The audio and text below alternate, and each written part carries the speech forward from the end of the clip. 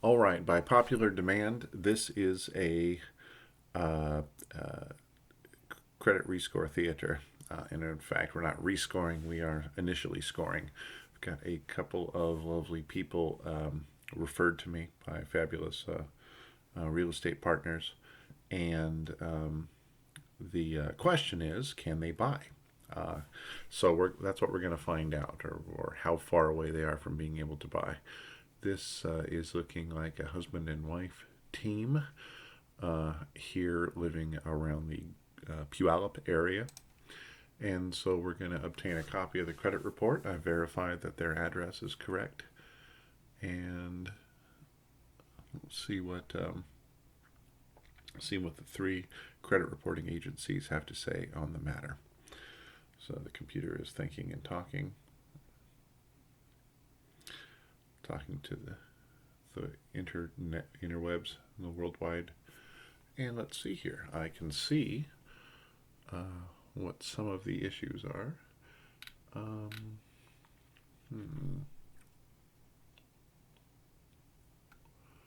Let's see here. Well, we do have a bankruptcy, but it has been a while. And bankruptcies aren't the end of the world for us. Um, okay. And then some of the scores are, that's what's going on here. Some of the scores are so low that my system has a little stop gap where it will uh, stop from pulling all the uh, credit results because um, the score is so low. But oh, these are all open accounts, are they? Okie doke. And they're all in good standing. So that's good. And those are closed accounts. And then here are our derogatory accounts. And we have got quite a few of those. So, and I bet I'm going to find that these were after bankruptcy. Yeah, yeah. So, let's do this. Let's kind of address this issue. Don't borrow money that you can't afford to pay back. I'll say that again. Don't borrow money that you can't afford to pay back. Now, you might ask, well, what if I don't know if I'm going to be able to afford to pay it back or not? Then don't borrow it. Only borrow money you have some reason to believe you're going to be able to pay back. Um, that is, yeah, this is actually pretty atrocious. This is actually pretty horrible, and it doesn't make sense. I mean, uh, it's credit. It's okay. Well, there's a lot of these are medical collections, so fair enough. You got you got health issues, and you didn't pay your bill. Although this is really tough. Medical bills suck in this way. The medical billing system is really really lacking because and well, we all know this, right? So what happens is you go see the doctor and you say, how much do I owe you? And they say, oh, it'll be $20 or something. They'll charge you the copay, and you'll say, is that what I owe you? And they say, yeah, that's what they mean is that's what you owe us right now. And then they do what they do, and they care for you, and then they bill your insurance company, and your insurance company says, well, we will pay for this, we're not going to pay for that, we're going to pay this much for this and not that, whatever.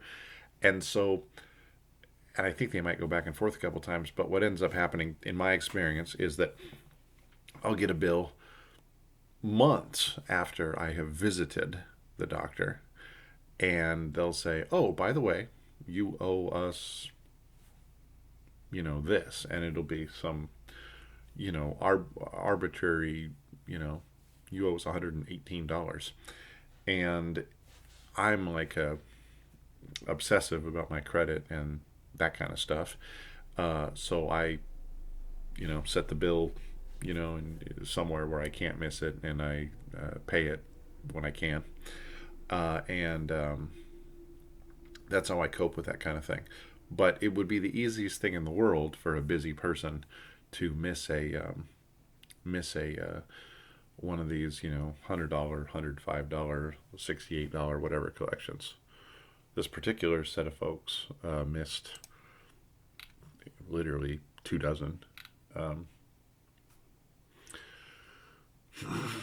I don't know what to say about that. I mean, that's just the breaks. That's just tough.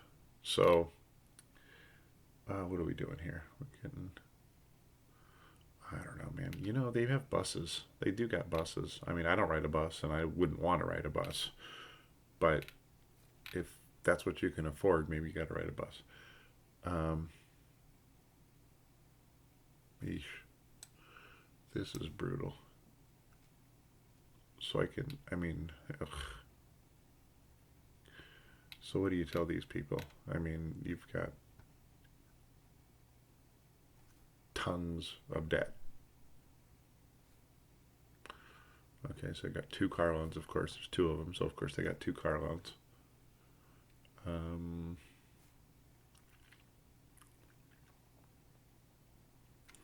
you got your credit card debt, of course, where you're, basically at or in some cases above your high credit limit. Ugh, brutal. Yeah, there's a $1,500 credit card that you owe 1573 on. So that's bad for your credit. That's bad for your pocketbook. That's bad for your finances. Oh, oh, yeah. And then we've got uh, child support deduction because you are, you know, delinquent past due on child support.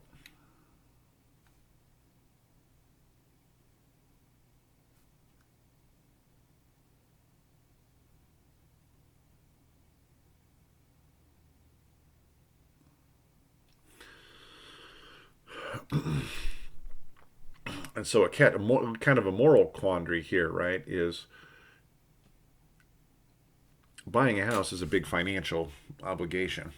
And so does it make sense for these people who have really demonstrated nothing but bad financial habits?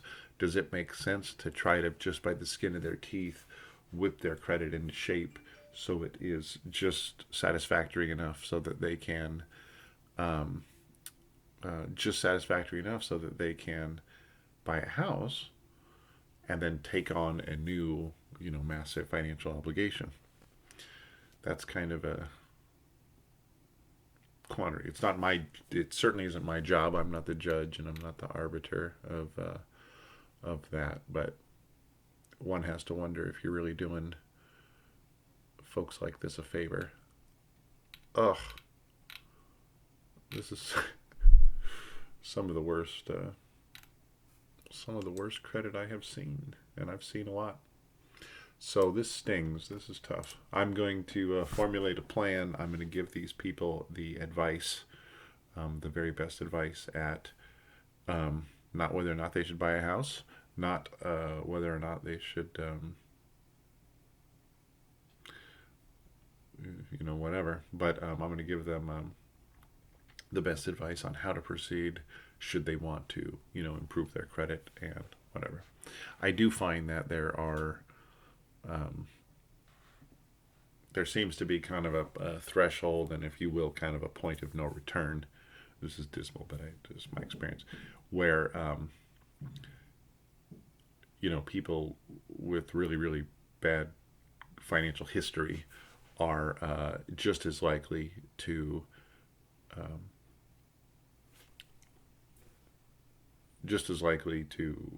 have things get worse than get better.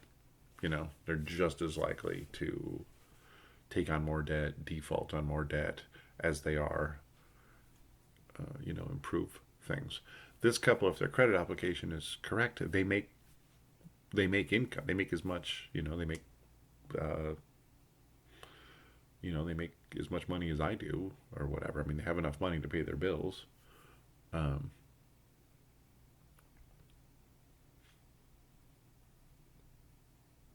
they just have more bills than they have money to pay. Big part of that is, I think, kind of a financial impulse control. I don't know. Maybe that's not the case with them, but that is the case a lot of times. Just be, I think when you shop for stuff, you buy something, and little endorphins or whatever go off in your brain, and you have something new, and you say, "Oh, this feels good. I like this." I'm no stranger to that. You definitely, I've had that impulse before. Uh, but and it's yeah, but that is often not good enough. And I'm willing to bet that you know if you took money that people have spent on stuff and put it in, or rather, if you take the stuff that people have bought in the last 24 months and kind of put it in a pile and say, hey, this is your stuff and this is how much money you spent on it, uh, most people would want to, you know, return more than half of the stuff they bought for the money. Well, there's the money is likely more valuable than a lot of the stuff that people buy. That's kind of abstract. I don't know. So yeah, we're gonna come up with a plan. We are going to, in a truthful, honest, direct, straightforward way, we're gonna let these people know um, what is the fastest, most effective solution to improve credit score. Um, I mean, but why not? Why not pay off these bills if you make enough money, and you owe several $100, $200 bills, like, wouldn't it feel good to get those off your back? I mean, I have been in debt before, by the grace of God, not a ton, but eesh. All right, kind of thinking out loud here, but I'm doing this because one or two of you folks kind of showing interest in this kind of thing. So I'm making this for you guys. Yeah. All right. So come up with a plan, respond, let them know where we're at, what we can do for them. Um, you can lead a horse to water, and whether or not they drink is their business. But of course, we're going to be truthful and honest and be of the most service that we can be, uh, and see where that takes us. And maybe it's because I think that everyone has a time where they're going to get out of trouble and get move on with their life and kind of make a change. And maybe this is their time, where right now they are going to take that step to the next chapter of their life, where they are financially um, caught up and everything. I used to not have my ducks in a row, and today I more or less have my ducks in a row. And there was at some point where that changed, and maybe maybe today is the day that these people are going to make that change. And this is the first day of the rest of your life. So how about that?